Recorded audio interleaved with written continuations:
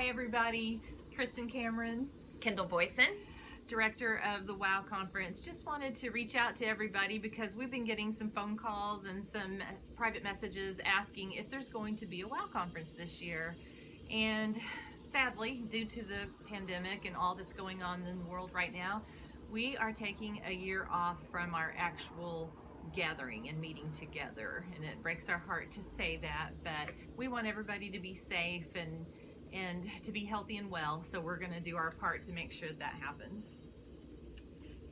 But we didn't want to just leave you out there without some connection, and we wanted to stay connected with you this year. And so today we're just going to meet and kind of give you a list of ways to stay connected and some ways that you can continue the spirit that's behind the WOW conference. You can continue that on throughout the whole year. Yeah, I think it caught everybody obviously off guard, and we were used to meeting together and fellowshipping and just being around each other, and then we got locked down and we had to come up with more creative ways to stay connected.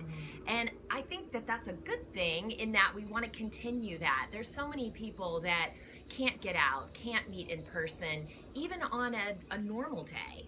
And it's important to find other creative ways to stay in contact. And we kind of came up with some too. Yeah. You know, definitely, let's get back to writing letters. People love to get mail. You know, there's something when you look at someone's handwriting that it triggers a different response versus a typed or a text or an email or anything like that. So get out a pen, get some fun stationery, make your own stationery. Ooh, that'd be fun. Yeah, just go creative, get some fun things going on, and it's therapeutic for you too. And send a letter. Right, sending letters is a great way to stay connected, and it just, like Kendall said, makes you feel so good when you get that personal mail. But we thought of some other ways too. Just something that's not as time consuming and doesn't even cost anything is just a smile. You know, let's support women. Let's support the people in your workplace or in your neighborhood or your family members. Give a compliment, give a smile. Those things don't cost one dime, but you wouldn't believe years later how somebody will say, I remember that one thing you said to me years ago, and it just really lifted me up and made me feel like I could do it. So I just want to encourage you to be sensitive. And maybe set a goal even when you wake up in the morning. Today I'm going to encourage X number of people, and I'm just going to say something nice to them and hopefully make their day. Make somebody's day. Make somebody's day. And technology, you know, we've talked so much about, you know, technology. You don't want to rely on that totally, but we are thankful for it during the pandemic. I know for me, doing support groups, I've been able to do more online, which is great. It's a great way to stay connected. We've done a Facebook group page or a group text or a group message. That's a way for everybody to chime in just really quickly. It doesn't take long. You can give some good inspiration. You can encourage someone. You can lift someone up. You can pray for someone. And that's a great way to stay connected. So if you're not connected and you're not used to using Facebook, you know, definitely reach out to someone that may be a little more tech savvy that might help you stay connected. And you can hear some background noise, but it's too beautiful. We are out on the porch and it's just beautiful outside, so it's worth it for sure. It makes us feel better for sure. Yes. But something Kendall said is about praying for people. That is something, again, that you can do that only costs your time, that you can do. You can just think of somebody, literally anybody, and not even having to know what they're going through. Just support them with some prayer and become invested in their lives and check on them. And you know, I was just reading recently how to make your dreams come true is to help others make their dreams come true. And it seems like, you know, well, I'm not focused on me and what I want to get out of life and to accomplish my goals, but in supporting somebody else and helping their dreams to come true, you'd be surprised how you turn around and all of a sudden you're fulfilled and doors are opening for you. So just invest in other women's lives. Yeah, you can learn so much from other people.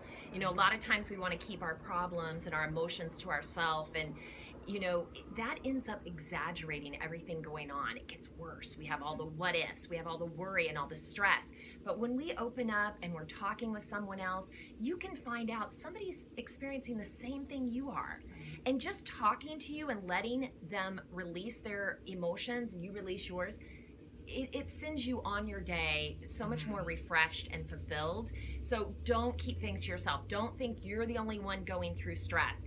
Especially right now, we are all dealing with something. So just know that everybody you talk to, there's so much uncertainty out there in the world today. And, you know, for us, it's about looking for the positive and looking for what can we glean from this? What can we do? We can find better ways to stay connected. We can maybe step away from some of the stressful activities that we normally do, run, here, and invest in other people, which is really what truly matters. And one way to invest in people too, and this one will cost you a little bit, but to make something, bake something, make a dish, drop it by, say, hey, I'm just thinking of you, leave it on the porch if you have to, if that makes the most sense. But just say, hey, I made extra, was thinking about you, and wanted to drop this off. What a lovely way to say, you're on my mind, you're in my heart.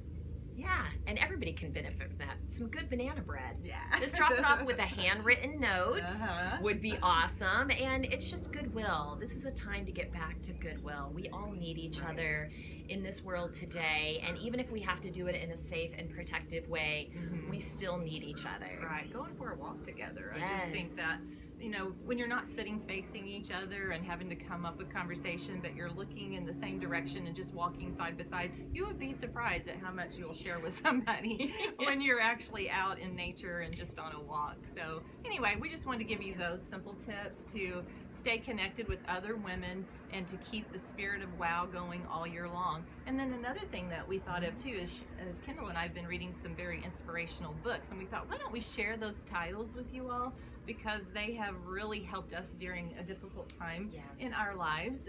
We've lost parents, and we have had a difficult spring, but through all of that, we have found some books that have helped us, and we just wanted to pass those titles on to you and maybe give a little synopsis of those books. So, Go for it. I'll start off with one of my favorite authors. This is Bob Goff. His book is Love Does. This was his first book. I cannot say enough good about this book. It is also available on Audible, and he reads it himself. And most of the time I say, nah, curl up with a good book. But listening to Bob read his own book, it's like having a father figure read to you and just give you great advice. But his life is just so unconventional, and he has had so many life experiences, and it's because he's thought outside the box and just went for it, I guess is the best way to say it. And so his philosophy is that love is not just an emotion. If you love somebody, you'll do something about it. And don't think it's a book about, you know, trying to compel you to do more by making you feel bad about yourself. Right. It's just by the end of it, you're so inspired, you're ready to jump out there and do the incredible and the unthinkable. So I cannot recommend this book enough. Yeah, absolutely. And it's like she said, he's got such a fun way of delivery. So you'll find yourself maybe laughing. And, yes, belly laughing. Yeah, belly laughing. Do you want to do this, or do you want me to do this? Let's go on. This is another Bob Goff book. This was the second book that he wrote. It's called Everybody Always. Bob is a lawyer. He's also an honorary consul to Uganda. But don't let all of that scare you from reading it, because it is the most easy read and so lighthearted and funny. So funny. And he's real. He's so real. And after reading this book, I was able to really let go of a lot of hurts and things that I was feeling that I just didn't like feeling. But the way he forgives people just inspired me to do the same. And the funny thing about Bob is that he puts his phone number in the back of his books, and he talks about getting calls. He'll answer maybe 100 phone calls a day. He is available. He's available to talk to. And I've texted him. I didn't want to bother him, but I did text him and let him know how much his book has meant to me. So his books have meant so much to me that I actually traveled to Evansville just to hear him speak at a church, and was not disappointed at all. He is amazing. And those of you that have read Bob Goff, chime in, make comments. Please run, do not walk. Read these books. So, yeah. All right. You want to talk about the new one? Okay, yeah, and keeping not with that this she's theme. a Bob Goff fan. I feel very creepy right now. But yeah, this is the third, and it's freshly out. It's called Dream Big. It is by Bob Goff. It's different than the other two, though. This is how to make your dreams come true, and it's more of a step-by-step action plan. But don't be scared of that either. He's still funny. He still has inspirational stories about his life. Just when you think there's no way he could come up with any more stories, he's only one man. He's only lived one life. But oh my goodness, everything that he has done, he puts in these books, and it's just incredible. But this actually will give you want to take notes. It's an action plan of how to make your dreams come true. And I touched on it earlier. Invest in other people's dreams. Yeah. That was one tip. So. Yeah. I'm going to start here. Yeah. Kristen was mentioning Audible, and Audible, if you don't have that, there is a charge for it. You get 30 days free. You get a credit for every month, and you can use those credits to buy more books. And the neat thing about Audible is that it just brings stories alive, and a lot of times it is the author. So I've listened. It's weird to say read when you listen, but I've listened to Mel Robbins. She's one of the most well-known female speakers out there today. She's inspirational. She did the 5-second rule, and it's her. She's a coach, so she's, it's her kind of crass personality. She's very direct, and she's super fun. So and on that Audible, you can be taking a walk, and you can multitask. You know how women like to multitask, or driving. It's a great one for that too. There is but if you wanted a free option, you should try podcasts, because you can go anywhere like Podbean or Apple Podcasts. It's very easy to set up. They're free. Someone turned me on to the BEMA podcast, and it's BEMA, BEMA Discipleship Podcast. And I was really struggling with the Old Testament and just trying to make sense of it all. And I was wondering, why am I not smart enough? Am I not Christian enough? Why am I not getting it? And someone turned me on to that. And it is a Western versus Eastern approach to the Bible. So a lot of what is written for an Eastern perspective. So Marty Solomon is a Jewish Christian, and he shares his experience. He's also part of Impact Ministries, which is on campuses all around. And there's BEMA discipleship discussion groups all over, and it's amazing. He's really funny. So it's a real good one. Yeah, so it's a good one. On self-help, down that vein, it does have a spiritual side to it, which is Melanie Beatty. If you haven't heard of Codependency No More, it's just a really good book. If you find yourself overextending yourself and really putting your own dreams and your own wants and needs on the back burner because you're so invested in... So many women do. Yeah, so many women do. We're nurturers. It's normal to be that way, and then sometimes we can cross that line where all of a sudden we're doing everything for everyone except for ourselves, and that's not the intent. The intent is to nurture yourself so that you can give freely to other people. This was a life-changing book for me, and if you struggle, whether you struggle with codependency or just boundaries, this was really good. And it was someone told me to read it like 7 years before I actually read it, and I wish during that 7 years I would have had this information. There is a companion book to this that I've already given out to someone, and I've given several of them away, and it's called The Language of Letting Go, and it's a daily devotional, which just gives you a nice reminder, like, ooh, yeah, I do that. Okay, that's a good reminder. And then it ends with like a prayer that you can use to influence that. So Melanie Beatty, Codependent No More, and then also Language of Letting Go. All right. Yes. Well, a couple more books we want to run by you. This one is the one Kendall recommended for me, and she read it first and loved it and passed it on, which is what I love about books is that, you get something out of it, and I need to share this. I need to share this with someone, and they may get the same thing out of it, or they may get something totally different. But for me, it was very timely, and for Kendall as well. It's Imagine Heaven. And having lost parents this spring, you think about where they are. Yeah. And when you think about, is this just something we tell ourselves, they go to heaven and now they're happy, or is this really real? Yeah. And so what I love about this book is that it's full of near-death experiences, people that have crossed over for a little while, and then came back to life, and they tell their story. Now, there's hundreds of these stories. They don't know each other. They come from all different walks of lives. Some are doctors, some are paupers. Even different time frames. Different time 1800s, frames, today. Yes, different religions Yes. even.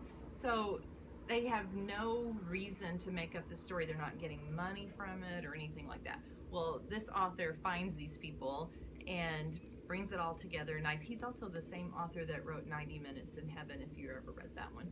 But it's John Burke is the author's name. But anyway, after reading this book, I had such a peace about my parents, and I could just visualize them. Plus, I had a dream earlier about my mom, and it fit right in with what some of these people were saying that they saw. So that was very comforting. Thank you so much for recommending this book, Imagine Heaven. Imagine Heaven. And Chris McCluskey actually recommended it to me. Hey, she actually Chris. gifted it to me. Aw. She lost her father in December, and so it was real peaceful for them too. And just to echo that, one of the things that it does relate everything back to the Bible, which is really cool, that you don't have to go and try to find all those passages and connect the dots. He does it for you, and it's such, you're right, it's such a peace of mind. I'm celebrating my father's return home. You know, he went home and he's having a great time with his father. So I'm really celebrating that instead of, you know, living on this earth being sad and depressed. Right. So this is a great book. If you know someone that's lost someone, even if you know someone that has someone who's terminal, someone who's struggling with a terminal illness, this is such a peace of mind. Yes. It's really just a peace of mind for different age ranges too, that just are wondering what's next, you know? So this is a good one. Now, I also, when we talk about recommendations, okay, so this, if you've never read anything by Francine Rivers, she is amazing. And so I was at a prayer group, and they were covering her, and they said, oh, they were all talking about redeeming love, like why haven't you read that? Where have you been? Where have you been? And I said, redeeming love. Well, doesn't this look like just a juicy love story that any woman would love?